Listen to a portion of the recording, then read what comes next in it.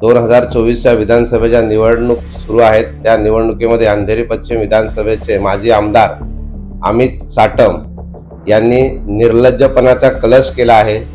ते म्हणजे आमचे सर्वांचे आराध्य दैवत छत्रपती शिवाजी महाराज, डॉक्टर साहेब आंबेडकर, तसेच आमचे दैवत हिंदू हृदय सम्राट शिवसेना प्रमुख बाळासाहेब ठाकरे यांना त्यांनी प्रचारामध्ये कार्यकर्ते बनवून फिरवले आहे। सर्वात मोठा निर्लज्जपणाचा कलश हे आहे की बाळासाहेब, त्यानंतर बाबासाहेब आंबेडकर आणि शिवाजी महाराज यांना त्या रॅलीमध्ये फिरवतात आणि त्यांचे कार्यकर्ते मागे हसतायत, त्यांच्यामध्ये वेशभूषेला हसतायत।